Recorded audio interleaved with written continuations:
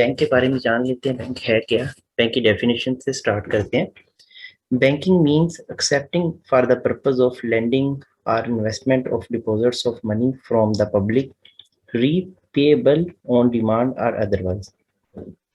Bank एक ऐसा इदारा है जो लोगों से पैसे लेता है, बैंक में वो जमा हो जाते हैं और उन पैसों को जब कस्टमर दोबारा चेक भर के या एटीएम के जरिए जब भी डिमांड करता है, वो पैसे बैंक वापस कर देता है। मीनवाइल बैंक क्या करता है, उस पैसे को लेंडिंग में एडवांसेस करता है, लोन देता है लोगों को, इन्वेस्टमेंट करता है, बिल्डिंग्स बनाता है, जहां जहां उसे प्रॉफिट लगता है, ट्रेजरी बिल्स, गवर्नमेंट सिक्योरिटीज, वहां इन्वेस्ट करता है और उससे प्रॉफिट कमाता है। नहीं, जब तक पैसे बैंक में कस्टमर के पड़े रहते हैं, बैंक उनको इस्तेमाल करता है और उनसे प्रॉफिट जनरेट करने की कोशिश करता है। और जब तक कस्टमर चेक भरता है और डिमांड करता है, बैंक उसको उसके पैसे रिटर्न कर देता है। सिंपल से इसकी डेफिनेशन है, कोई इतनी मुश्किल बात नहीं है। Banking company means any company which interact the business of banking in Pakistan. कोई भी ऐसी कंपनी जो पाकिस्तान में बैंकिंग का बिजनेस करती है उसको बैंक कहते हैं।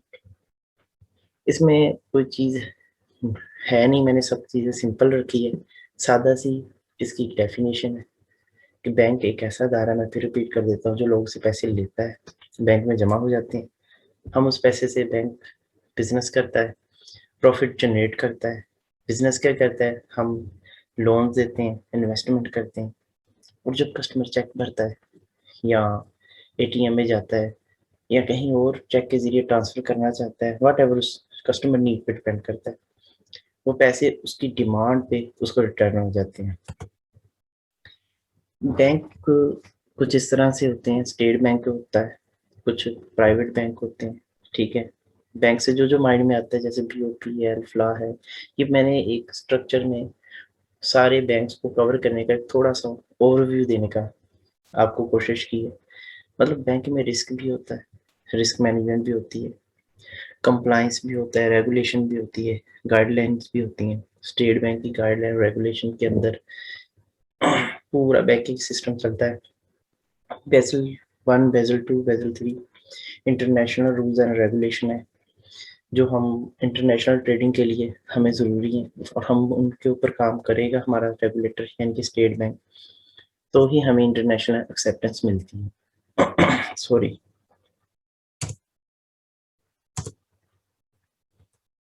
फिर एक ओवरऑल हम ज़रा जान लेते हैं कि जो फाइनेंशियल इंस्टीट्यूशंस हैं उसमें बैंक कहाँ पे है, किस फाइनेंशियल इंस्टीट्यूशन का कितना शेयर है, और हमारी जीडीपी में हमारा क्या शेयर है।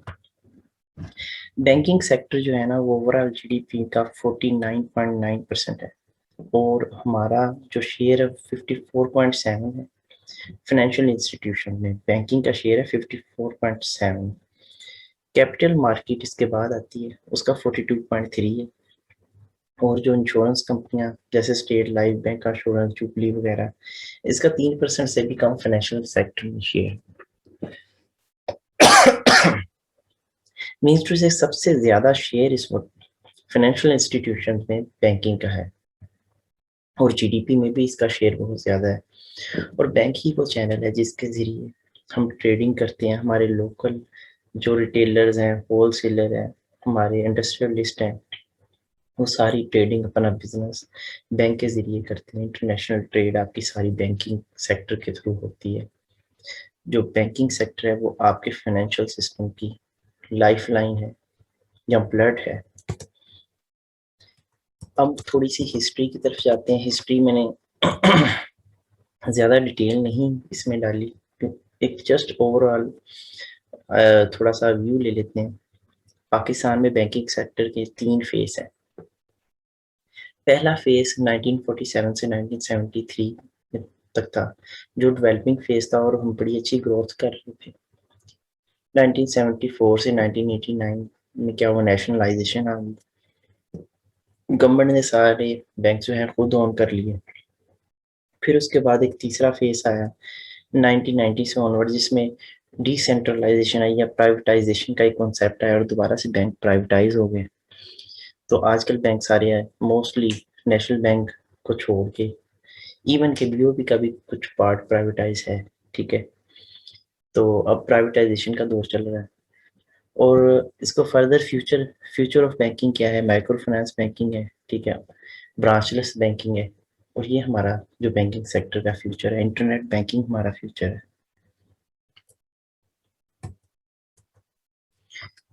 थोड़ा सा आपको ब्रांच का स्ट्रक्चर बता देते हैं। ब्रांच में जनरली जिस बैंक से मैं बिलोंग करता हूँ उसका स्ट्रक्चर इससे थोड़ा डिफरेंट है, लेकिन ओवरऑल चूंकि स्ट्रक्चर ये ब्रांच बैंक का होता है, तो दैट्स वाई मैंने इसको बनाया ताकि आप लोग इजीली अंडरस्टैंड करें। ब्रांच मैनेजर जो सुपीरियर अथॉरिटी होता है, उसके बाद ब्रांच ऑपरेशन मैनेजर होता है। ब्रांच ऑपरेशन मैनेजर ने ओवरऑल सारे ब्रांच के ऑपरेशंस को देखने होते हैं।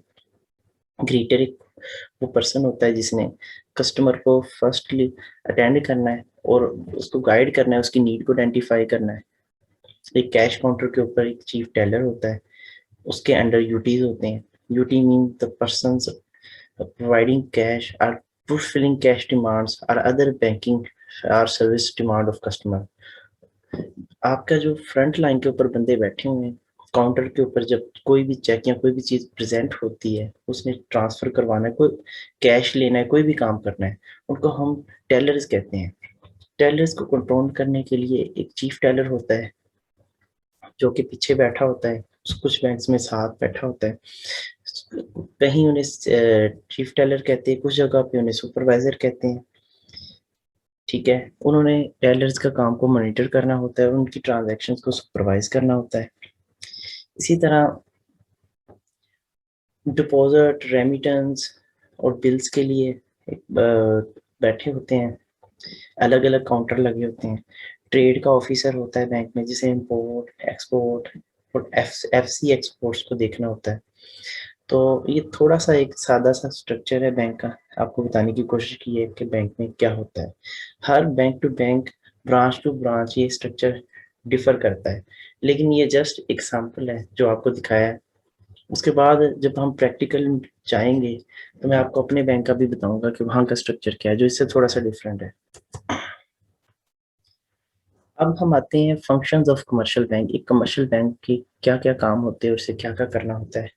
जब एक बैंक का नाम जहन में आता है तो ज़्यादातर पैसे जमा करवाने हैं, पैसे निकलवाने, कुछ इस तरह की चीज़ें आती हैं। लेकिन बैंक के जो 3 फंडामेंटल काम होते हैं, एक्सेप्टिंग डिपॉजिट्स, डिपॉजिट को एक्सेप्ट करना, मीन टू से कि जो अमाउंट या पैसा आप लोग जमा करवा रहे हैं बैंक उसको एक्सेप्ट करता है, लोगों के अकाउंट्स में जमा करता है।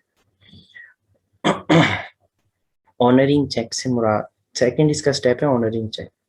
चेक को ऑनर करने से मुराद क्या है कि एक कस्टमर है, उसका हमारे पास अकाउंट है और उसमें उसका डिपॉजिट है, वो कभी भी चेक बनाकर उसको ट्रांसफर मोड में दे सकता है, उसको कैश विड्रॉ कर सकता है, उसको किसी भी पर्पस के लिए किसी को पेमेंट करनी है उसको चेक दे सकता है। तो हमारा क्या काम है बैंक का कि हम उसके चेक को ऑनर करें, उसकी नीड को फुलफिल करें, उसका जो भी उसकी डिमांड है उसको हम प्रोसेस कर दें, इसको ऑनरिंग चेक कहते हैं। कलेक्टिंग चेक्स, कलेक्टिंग चेक्स से मुराद ये है कि एक क्लाइंट है और उसको किसी भी बैंक का चेक, इवन के अपने पेरेंट बैंक का, अदर बैंक का, किसी भी बैंक का चेक उसे मिल सकता है। हम उस बैंक क्या करता है उसके लिए वो चेक कलेक्ट करता है। फिर एक अदारा है निफ्ट। निफ्ट एक क्लियरिंग अदारा है।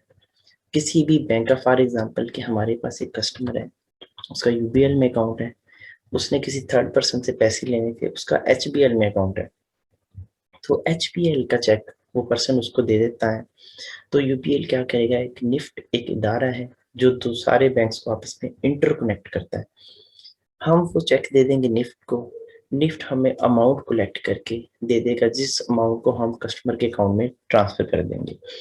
इन 3 रोल्स को, accepting deposits, honouring cheques, collecting cheques through NEFT, fundamentals work कहते हैं।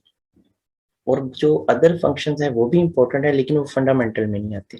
अदर फंक्शंस में क्या है, advancing loans, fund management, asset management, for example stock exchange वगैरह, एडवाइजरी सर्विसेज। एडवांसिंग लोन्स एक बहुत ब्रॉड फील्ड है, मैंने इसको थोड़ा सा छोटा करके लिखा है क्योंकि अभी फर्स्ट इंटरेक्शन है आप लोगों के साथ, हम तो इसको बहुत ज़्यादा डिटेल में नहीं जाएंगे। एडवांसिंग में बहुत सारे लोन आ जाते हैं, कमर्शियल लोन आ जाते हैं, कंज्यूमर लोन आ जाते हैं, ठीक है, एलसीवी आ जाती है, बहुत कुछ आ जाता है। आप सिर्फ इसको अभी इतना समझ लो कि हम बैंक जो है वो लोगों को कर्जा देता है, लोन देता है। और हम सेकंड स्टेप पे जाते हैं फंड मैनेजमेंट में। फंड मैनेजमेंट में कस्टमर का जो पोर्टफोलियो बनाया जाता है, उसके साथ डिस्कस किया जाता है, उसके रिस्क लेवल को असेस किया जाता है। जितना वो रिस्क ले सकता हो उसके फंड्स को उस हिसाब से स्टॉक एक्सचेंज में इन्वेस्ट कर देता है बैंक। बैंक कस्टमर अगर डायरेक्टली जाएगा तो स्टॉक एक्सचेंज में उसको नुकसान भी हो सकता है, फायदा भी हो सकता है, नो डाउट। अगर उसका अपना नॉलेज बेहतर है तो वो जा सकता है। लेकिन फंड मैनेजमेंट के थ्रू हम जब लेके जाएंगे, बैंक लेके जाएगा, तो बैंक अपने क्लाइंट का रिस्क असेस करेगा और उसके बाद उसका पोर्टफोलियो बनाएगा और उसके फंड्स को बेहतर तरीके से मैनेज करके देगा।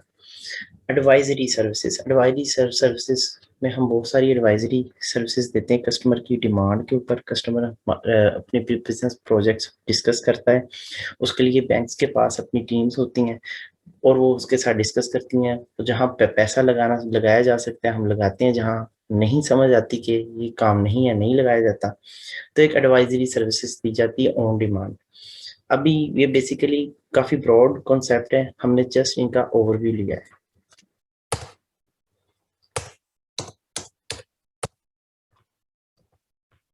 अब next, conventional channels, delivery channels और कन्वेंशनल चैनल्स में आपको बता देता हूँ कि एक बैंक है, तो बैंक के जो चैनल्स है जिसके थ्रू वो लोगों के साथ इंटरेक्ट करता है, उनको डिलीवरी चैनल या कन्वेंशनल चैनल्स कहते हैं।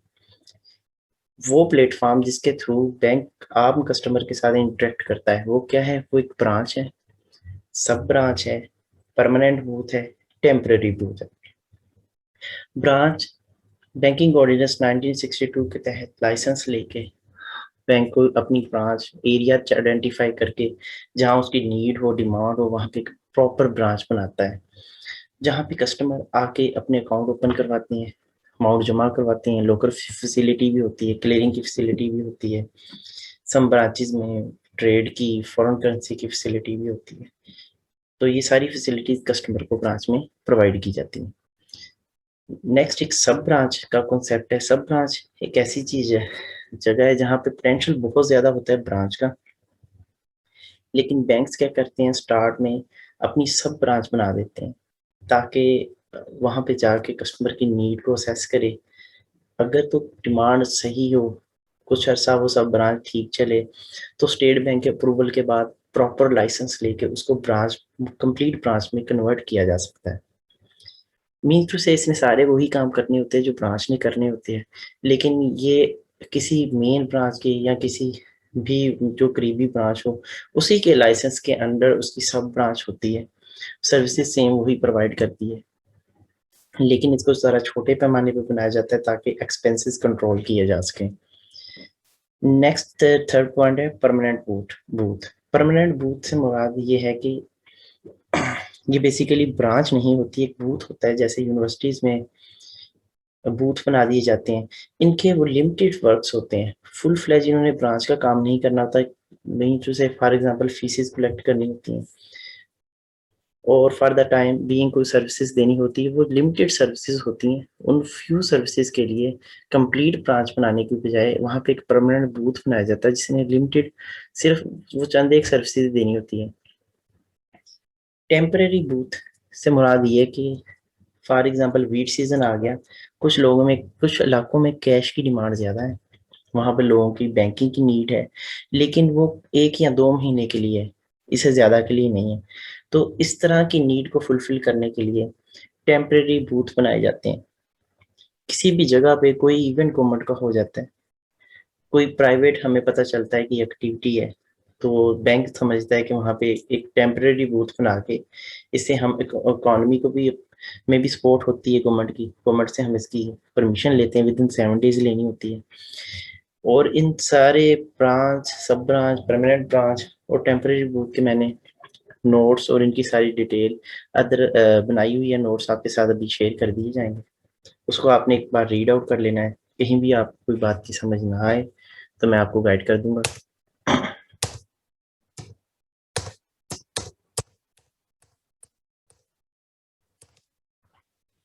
Delivery channels. डिलीवरी चैनल्स में मैंने आपको बताया था कि मेन ब्रांच, सब ब्रांच, बूथ, ये सारी चीज़ें आती हैं, लेकिन मेन जो ब्रांच है उसके बारे में तो हमने काफ़ी डिस्कस कर लिया है। ब्रांच के अंदर कस्टमर आएगा, अकाउंट भी ओपन करवाएगा, वो चेक प्रेजेंट करके भी कैश ले सकता है, चेक ट्रांसफर मोड में भी दे सकता है। ये सारी चीज़ें हम डिटेल में आगे जाके पढ़ेंगे भी। एटीएम भी एक अल्टरनेट डिलीवरी चैनल है। एटीएम के थ्रू कस्टमर कैश विड्रॉ भी कर सकता है, किसी भी पर्सन को वो फंड ट्रांसफर भी कर सकता है। ये एक डिलीवरी चैनल है, एक बैंकिंग नीड इससे पूरी हो रही होती है। एक नया कॉन्सेप्ट है सीडीएम का, कैश डिपॉजिट मशीन। जैसे एटीएम ऑटोमेटिक टेलर मशीन है जिसमें कार्ड डालते हैं, पैसे बाहर निकल आते हैं। सीडीएम मशीन बुकाड़ा में, आई थिंक बैंक अल्फला में, एमेजना रोड पे एक लगी हुई है। इसमें आप अपना कार्ड डालेंगे, अपना पिन पुट करेंगे, वो मशीन आपसे पूछेगी कि आपने कितने पैसे जमा करवाने। आप अमाउंट एंटर करेंगे, फिर ऑप्शन आएगा अमाउंट जमा करवाने का, एक विंडो ओपन होगी, आप अपना कैश उसमें पुट कर देंगे, मशीन काउंट करेगी और उसके बाद वो कंफर्म कर देगी कि इतना ही कैश है। एक रसीद मशीन से बाहर आ जाएगी जिसमें आपका बैलेंस जो है वो इंक्रीज हो जाएगा। तो इसमें इस तरह आप बैंक के अंदर गए बगैर, बगैर बैंक में लाइनों में लगे या टोकन मशीन पे अपना वेट किए बगैर, बड़े आराम से एक मशीन में इवन के वीकेंड पे भी अपनी अमाउंट को डिपॉजिट करवा सकते हैं। इसको हम सीडीएम मशीन कहते हैं। नेक्स्ट चैनल है मेल और पोस्ट। मेल पोस्ट का जो चैनल है ये आजकल इतना पॉपुलर नहीं है, लेकिन पहले बहुत ज़्यादा था कि डाक के ज़रिए हम अपना कोई यूटिलिटी बिल पे करना होता था तो चेक लगाता था कस्टमर। और ब्रांचेस में ड्रॉप बॉक्स लगे होते हैं, अभी भी लगे हुए हैं, लेकिन अभी इतने फंक्शनल नहीं है, पॉपुलर नहीं है। अब दौर बहुत एडवांस आ गया है, लोग मोबाइल से पे कर देते हैं।